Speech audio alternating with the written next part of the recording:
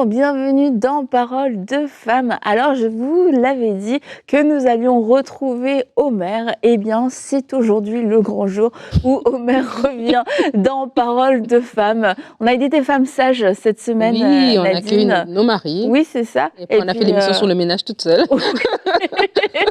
Et aussi, du coup, on a fait tout ça dans la semaine, comme ça, on est sûr qu'ils reviennent. Merci, Omer, d'être avec nous. Encore une fois, merci beaucoup pour cette émission de début de semaine sur la communication.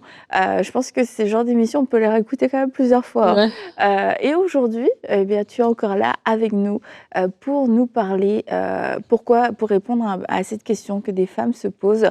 Pourquoi mon mari ne prend pas soin de moi ? La fameuse question. Je suis très heureux d'être là. Je salue toutes les dames et les messieurs qui nous suivent, parfois directement ou en cachette pour apprendre des trucs, mais je vous salue quand même. Je suis très heureux d'être là. Alors oui, pourquoi mon mari ne prend pas soin de moi? Question assez importante en fait. Je pense qu'on traite les questions de fond, de couple. Avant de commencer, j'aimerais lire, ou bien pour commencer, j'aimerais lire Éphésiens chapitre 5, le verset 25 au verset... ensuite, on va sauter au verset 28.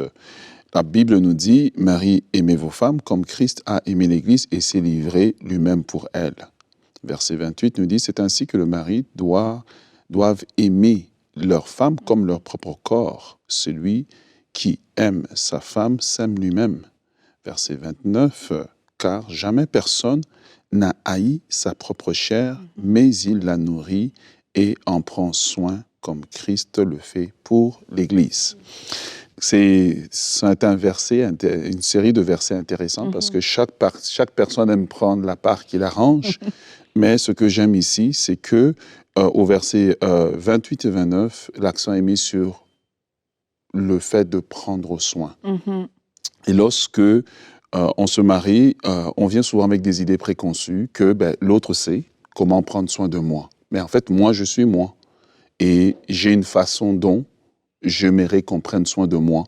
Et souvent, on pense que l'autre, il a une télécommande ou un manuel qui explique exactement à la page 65, si Nadine se lève le matin, apporte-lui un café.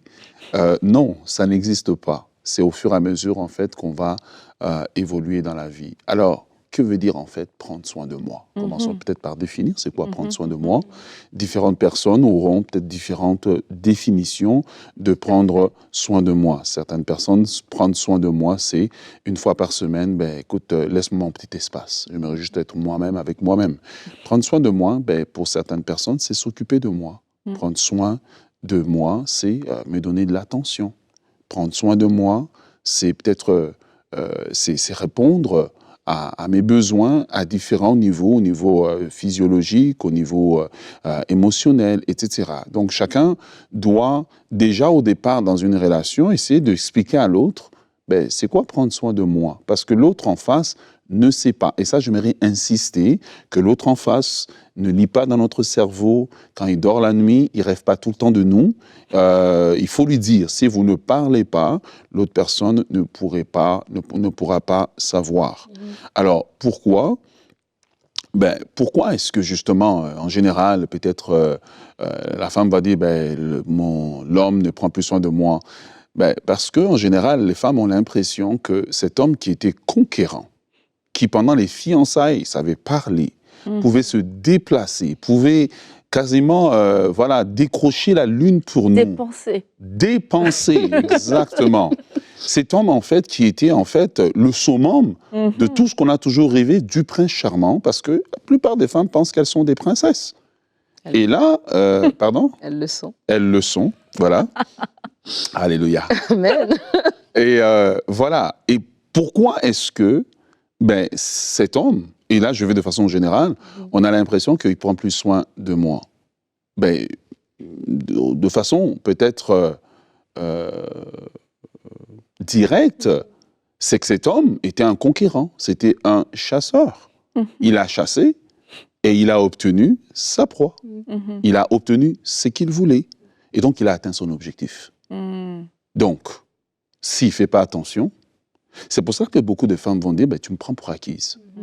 Parce que la femme, en fait, veut être conquise quotidiennement ou saisonnièrement. Elle ne veut pas être acquise, elle veut être conquise. Voilà, c'est ça arrive.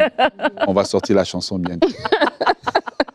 Voilà, elle veut être conquise. Elle veut sentir que j'existe parce que elle existe au travers l'importance qu'on lui donne. Vous voyez. Et c'est très important pour nous de comprendre ça. Ensuite de cela, écoutez, l'homme se dit, j'ai atteint mon objectif. Écoute, voilà, la femme se sent qu'elle est prise pour acquise. Et puis, l'homme se dit, écoute, tant que je suis là, je rentre le soir. Pour moi, je prends soin de toi, etc. Et l'homme se dit, je suis là, mais je suis trop occupé à gagner le pain de la maison, à essayer de répondre à tous les besoins. Voilà. Et parfois, il arrive aussi qu'il n'a plus rien à donner. Mais il ne sait pas qu'il n'a plus rien à donner. C'est pour cela que c'est important de s'examiner, c'est important de se regarder, et puis de se dire, dans cette saison, émotionnellement, je ne suis pas capable de donner. C'est une passe, ce sont parfois des situations qui arrivent. Alors, j'aimerais citer 2 autres raisons avant qu'on aille plus loin. Parfois, il arrive aussi que l'homme n'a pas les moyens, en fait. Et ça devient lourd lorsque la personne, la femme, vit dans un mode de comparaison. Alors là, mes amis sont partis en vacances en Espagne. Ouais. Quand est-ce que tu m'amènes en Espagne? Là, c'est mon anniversaire, il me faut un sac telle marque, telle marque, telle marque. Alors, à ce moment-là, je deviens un tortionnaire, en fait, pour mon mari, parce que je lui mets des exigences qui sont tellement élevées que lui, maintenant, en fait, essaie de me satisfaire, mais n'y arrive pas. Et maintenant, je le compare avec d'autres hommes et ça brise cet homme. Et il ne va souvent pas l'exprimer nécessairement, mais ils se sont brisés, ils se sont brimés, ils ne se sont pas appréciés à sa juste valeur. Donc, ça peut avoir un effet boomerang. Ensuite de cela, le dernier, c'est le fait on remet ça à demain. Demain, je vais t'emmener en vacances. Demain, je vais t'acheter ta chaussure. Demain, je vais te dire je t'aime. Demain, je vais être là pour toi. Mais en fait, la vie, elle avance. Elle avance comme un TGV, là, un train à grande vitesse. Elle va vite, la vie. Le temps que tu te réveilles, les enfants peut-être ont déjà grandi, ils ont déjà quitté la maison. Et là, vous êtes 2 étrangers à être ensemble. Et maintenant, vous commencez à avoir peur l'un de l'autre parce qu'il y a des zones dans lesquelles vous ne voulez pas rentrer. Et c'est important lorsque on sent ça et faire le lien avec l'émission que nous avons fait précédemment, de savoir l'exprimer, de savoir le dire. Parce que parfois, l'autre ne se rend même pas compte. Et tu disais, Omer, au tout début, qu'il faut définir le prendre soin, parce que c'est sûr que même là, dans cette émission, n'importe qui arrive se dit, prendre soin, pour moi, c'est ça mes attentes. Et quelquefois, c'est vraiment des attentes de base, en fait, qui touchent le nécessaire du quotidien. Et ça, ça répond, Éphésiens en parle, il répond, mais ça peut être aussi une question que certaines femmes se posent. Pourquoi est-ce que mon mari ne subvient pas à mes besoins de base? On parle pas d'un sac de luxe, mais on parle vraiment de nourriture, de factures, etc. Oui, absolument, parce qu'en fait, c'est ça qu'il faut déterminer comme base, en fait. Et j'ai bien aimé l'importance de déterminer d'abord c'est quoi prendre soin. Il y a des choses de base. Un homme va pourvoir pour les besoins de sa famille. Et donc, du coup, des choses de base, comme tu dis, de la nourriture, des habits des enfants, etc. Sachant que l'homme a les moyens, ça peut arriver. Tu vas avoir un homme qui va prendre soin de lui-même. Et la Bible dit, tu prends soin de ta femme comme tu prends soin de ton propre corps. Il était bien habillé, tu as tout le dernier téléphone, les derniers écouteurs, les derniers ceci. Mais ton épouse et tout ça, les enfants à côté, ils n'ont rien. Et là, il y a un décalage, en fait. Et l'idée, on l'a dit depuis le début de la semaine, c'est de bâtir le couple. Et si en tant qu'homme, par exemple, Omar a parlé que des fois, on est en mode conquête. Et donc, quand on était dans la conquête, quand on était dans les fiançailles, voilà, on pouvait aller au resto, il n'y avait pas de problème. On pouvait aller, prendre une glace, il n'y avait pas de problème. On pouvait offrir, il n'y avait pas de problème. Et maintenant, rendu dans le mariage, ça ne se passe pas. Il faut se poser la question, pourquoi? Est-ce que c'est une question justement de moyens, dans le sens qu'avant, j'étais célibataire, peut-être j'habitais avec mon frère ou j'habitais encore chez mes parents. Maintenant, on est mariés, maintenant, on a 4 enfants, voilà.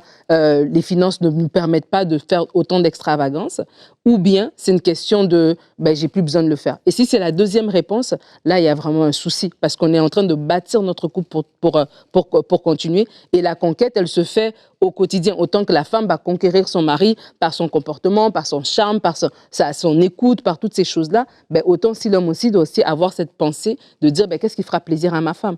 Et pour beaucoup de femmes, on va faire une généralité, c'est pas tant le montant, c'est pas tant le gros sac, c'est pas tant, c'est juste question de savoir que tu es une priorité pour moi. Voilà. Donc, on va aller prendre une glace, on va aller juste te promener, je vais t'amener une fleur, je vais juste te dire que voilà, c'est important pour moi. Et je crois que pour beaucoup d'hommes, peut-être qu'on a parlé lundi de la communication, des fois, l'émotion peut-être que la femme va exprimer. On a parlé des fois quand on parle avec nos émotions en premier, l'émotion vient tellement forte qu'on n'arrive pas à recevoir l'information derrière. Et peut-être votre femme, l'émotion est rendue tellement forte et quand elle vous dit « tu prends pas soin de moi », vous avez l'impression qu'elle vous dit moi j'ai rien, j'ai pas un seul vêtement sur le dos, voilà on n'a rien, puis tu dis mais il y a à manger, il y a ceci, il y a cela. Mais en fait ce qu'elle veut vous dire c'est cet aspect où je sais que tu as pris quelque chose à part pour moi en fait. Et c'est des fois question de se parler de la bonne manière pour rétablir ces choses-là et c'est vraiment important. Et soi-même aussi de se dire qu'est-ce que j'attends par dire prendre soin de moi.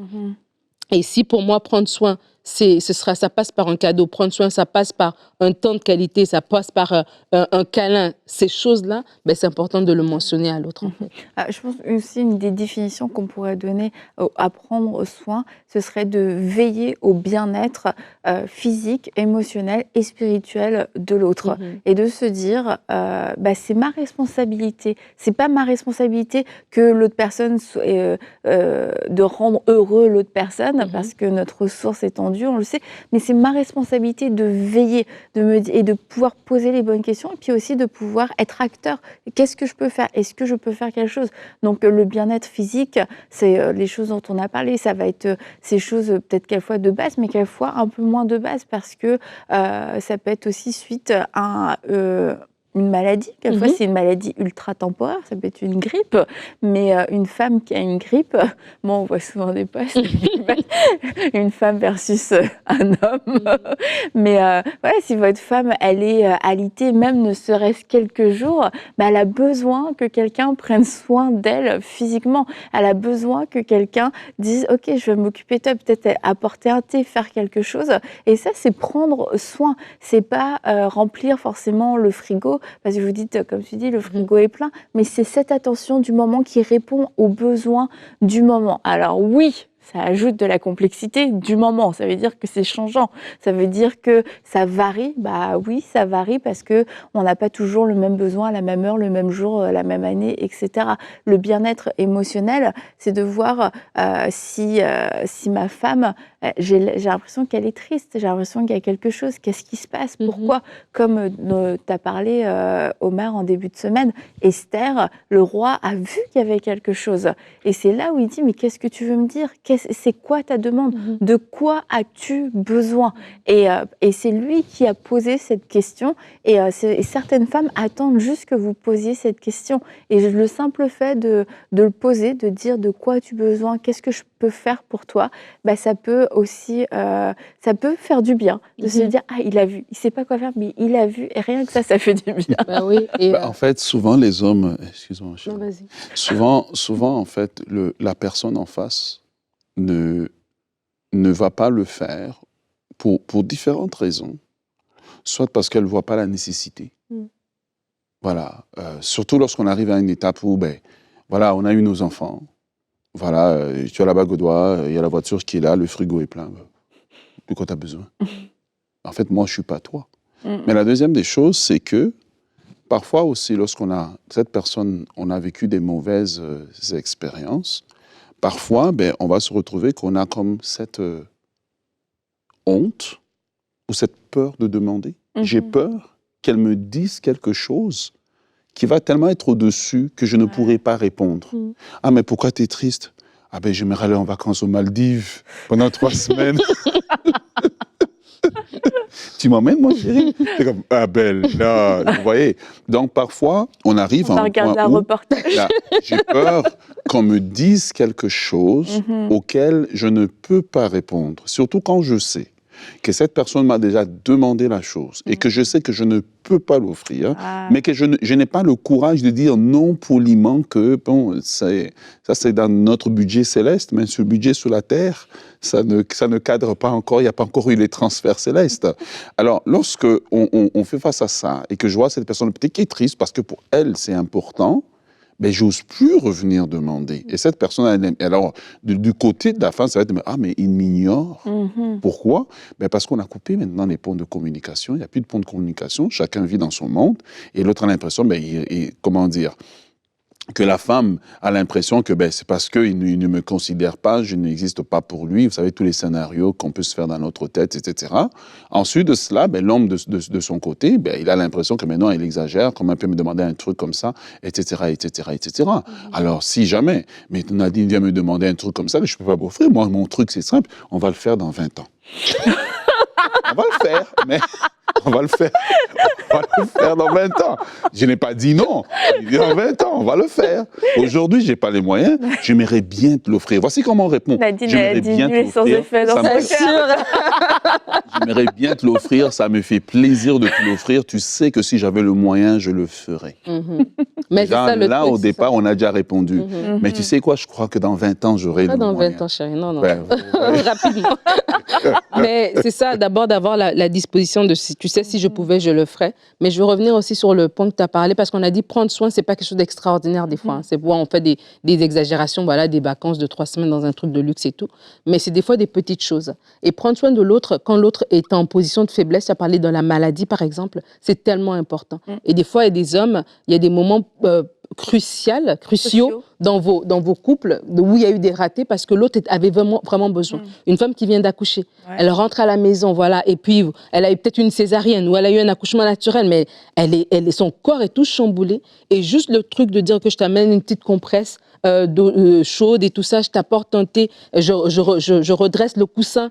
Est-ce que tu es sûr que tu ne veux pas te coucher, tu veux pas te coucher de ce côté-là? C'est des petites choses, mais ça touche énormément, tu vois. Et des fois, c'est dans ces petites choses-là qu'elle a besoin de se savoir qu'on prend soin d'elle, que l'autre personne a son intérêt à cœur, en fait. Et des fois, ça va être dans ces petites choses-là. C'est pas question que vous allez vous transformer en chef cuisinier si vous ne savez pas cuisiner, mais juste de dire, moi, des fois, je rentre, je suis fatiguée, puis moi, va juste me dire, je pense que tu as besoin d'aller te coucher. Ou bien est-ce que tu veux peut-être prendre un bain, te faire couler un bain. C'est des petites choses, mais qui font la différence. Moi, quand je me suis cassé le pied, je ne pouvais pas me déplacer. Et ça a pris qu'il soit là pour prendre soin de moi. Imagine, tu aurais eu quelqu'un qui te dit, moi, écoute... je l'ai vu, Omer, porté comme un chevalier.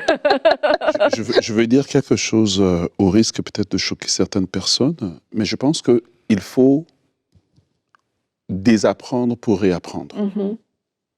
Quel est le modèle que nous avons en tant qu'hommes en général? Maman a pris soin de nous. Tout ce qu'en fait, on a été élevés dans un monde où on a toujours pris soin de nous.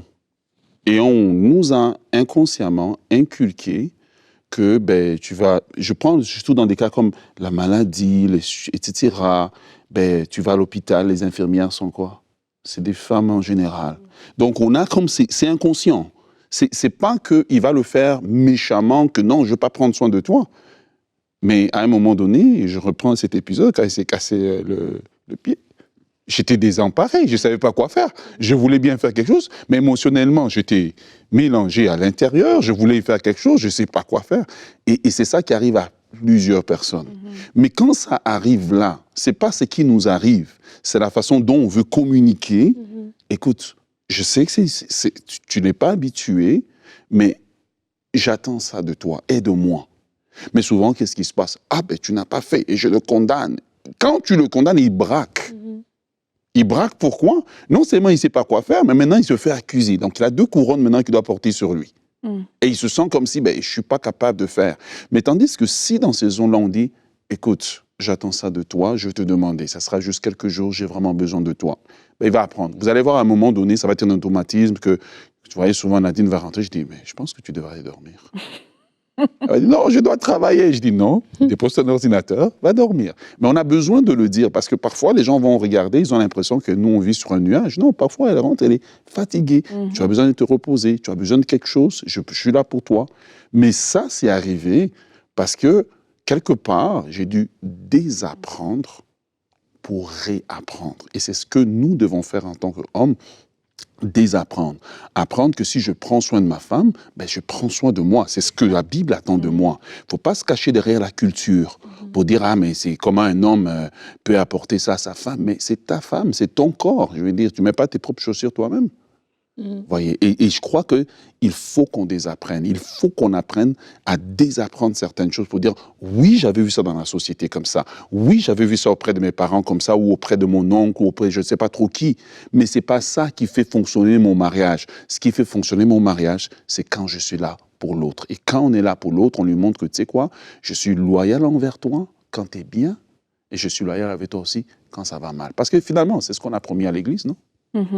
Et comment pour attends, mince, je voulais dire oui, c'est que aussi c'est pas toujours évident ce que l'autre veut et faut qu'on apprenne, comme tu l'as aussi dit, finalement t'as tout dit dans la première émission, à communiquer et ce premier niveau de conversation, de langage, le langage, comment t'as communicationnel, verbal. Communicationnel, ouais, mais c'est communicationnel. Ok, d'accord. Verbal aussi, on peut dire. Et au niveau des on a besoin de quelque chose, et comme tu l'as dit, on ne veut pas le dire parce que pour X raisons, mais et quelquefois on s'est dit oui, mais c'est parce que c'est juste évident. J'ai un enfant dans les bras, j'ai les 2 mains prises et clairement on me demande d'en avoir 6 et tu es là en train de bouger dans tous les sens, etc. C'est une évidence, je ne devrais pas avoir à parler, mais non, ce n'est pas une évidence. Et il faut le dire. À ce moment-là, en fait, j'ai besoin d'aide parce qu'on ne regarde pas tous dans la même direction, on ne regarde pas tous avec les mêmes yeux, on ne voit pas tous les mêmes besoins au même moment. Et quelquefois, nous, en tant que femmes, on a tendance à croire que certaines choses sont tellement évidentes et coulent de source. Et pourtant, c'est vrai que ça peut sembler évident. Je vous suis, hein, mesdames. Mais si le mari à côté ne réagit pas, c'est peut-être qu'il faut juste le communiquer et se dire c'est pas parce qu'il y a du bruit, c'est pas parce que ça s'agite dans tous les sens, c'est pas parce que oui mathématiquement c'est impossible d'en faire plus avec 2 bras, mais à un moment donné faut le dire parce que peut-être que votre mari est juste absorbé lui aussi dans autre chose, une autre tâche.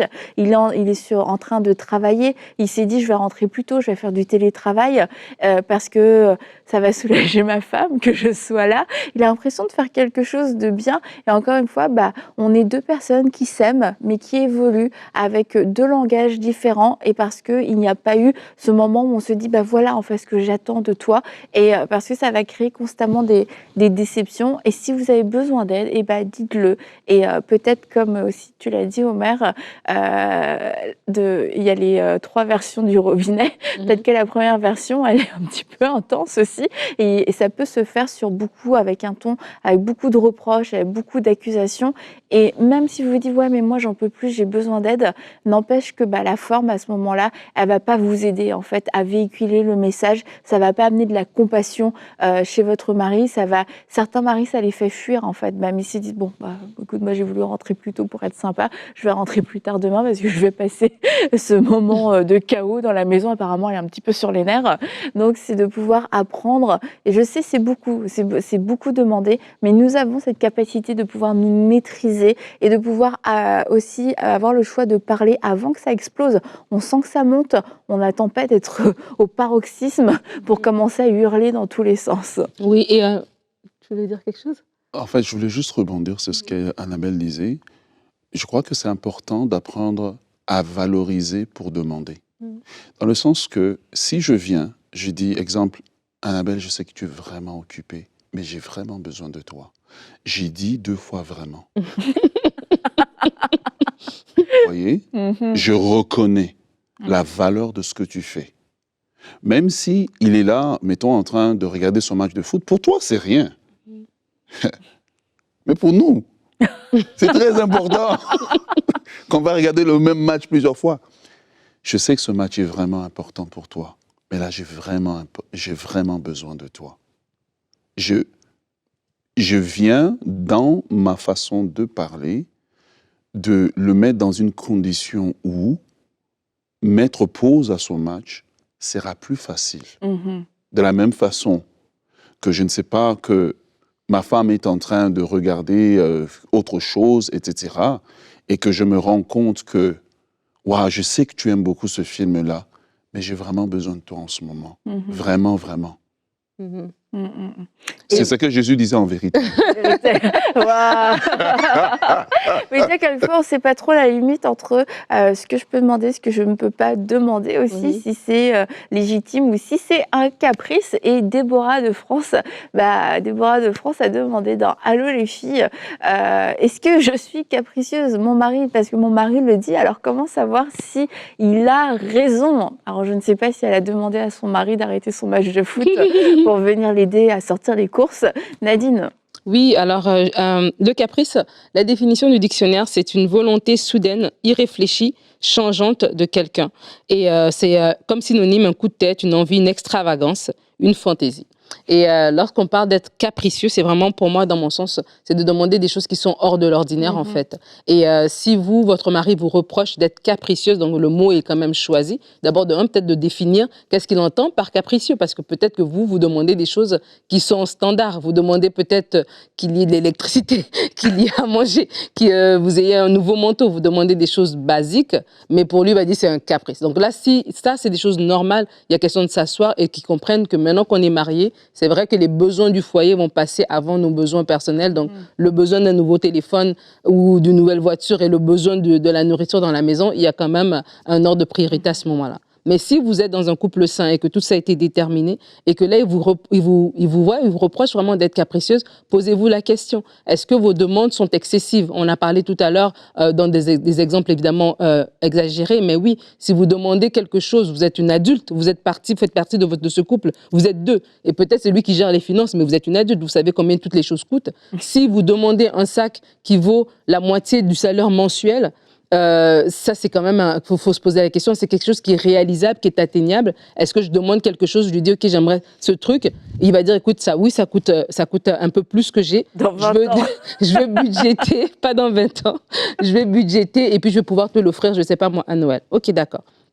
Ça, c'est une demande qui est raisonnable. Mais si vous insistez, pour vous, c'est comme si vous le voyez comme si il n'est pas capable de répondre à vos besoins et c'est une attaque, c'est un manque d'amour, c'est un rejet. Il faut aussi qu'à ce moment-là, que vous-même aussi au niveau de vos émotions, vous mettez les choses à plat. Mais c'est important de faire des demandes de s'aider l'un l'autre. Et comme Annabelle l'a dit, on est dans le mariage, c'est par bienveillance, on est là pour faire du bien à l'autre. Donc, est-ce que si moi, donc je vous mettais à la place, si lui m'aurait demandé la chose que je lui demande, est-ce que j'aurais trouvé ça exagéré? Est-ce que j'aurais trouvé ça inatteignable ou j'aurais trouvé ça normal? Si pour vous-même, en vous mettant dans ses souliers, vous trouvez que votre demande aussi est irrationnelle, donc selon la définition du caprice, c'est à ce moment-là qu'on réajuste les choses. Et Annabelle, avant de terminer, je voulais juste rebondir, on a parlé de prendre soin. Et des fois aussi, les femmes, la plupart, on aime prendre soin de l'autre. Et des fois, on rentre dans le mariage en se disant, je veux tellement prendre soin de lui. Je veux prendre soin de ma maison. Je veux tout faire moi-même. Et on a tellement l'impression que c'est toujours nous qui devons prendre soin des autres qu'on ne sait pas que nous aussi, on a besoin qu'on prenne soin de nous. Et il y a certaines personnes, parce que vous n'avez jamais exprimé votre besoin, et c'est au bout de 10 ans que là, maintenant, je dis que j'ai besoin qu'on prenne soin de moi, mais l'autre personne ne l'a jamais fait, en fait. Elle a l'impression que vous êtes super forte. Ah, vraiment, toi, tu te réveilles tôt le matin, tu as fait le ménage, t'occupais des enfants, et plus le soir, tu es toujours en forme. En fait, non, il faut dire, non, là, c'est trop. Et c'est important, c'est en tant que femme aussi, de dire à l'autre, tu vois, moi, ma capacité, elle s'arrête ici. Donc, je ne peux pas faire et le travail, et la maison, et ceci, je m'arrête ici. Et des fois, nous-mêmes aussi, en tant que femmes, on pleure aujourd'hui, peut-être on se plaint pour des choses que nous-mêmes, nous avons établies parce qu'on a cru à tort que prendre soin de l'autre sans pour autant prendre soin de nous, c'était bien, en fait. Et c'est là que l'autre personne, elle n'a jamais eu à elle aussi à faire, et le rattrapage, des fois, il est plus long et plus ardu. Et le réveil, il est dur, en fait. Ouais. C'est parce que l'autre se réveille et dit, est-ce que tu veux dire que je suis un mauvais mari? C'est ça. Mais j'ai toujours été là, j'ai toujours ceci, j'ai toujours cela. Et là, maintenant, il faut faire ce rattrapage, corriger l'autre qui a l'impression que son monde s'écroule. Et donc, depuis tout ce temps-là, tu faisais semblant, tu n'étais pas heureuse, etc. Donc, je crois que c'est important de s'exprimer auprès de l'autre. Et au fur et à mesure. Ouais, voilà, tout à fait. Merci Omer, en tout cas, d'être venu dans Parole de Femme 2 jours cette semaine. On va pouvoir te libérer, te relâcher. Jérémy va revenir demain, nous l'espérons. Et on va se dire, donc, en tout cas, nous, on sera là demain avec vous aussi dans une prochaine émission de Parole de Femme.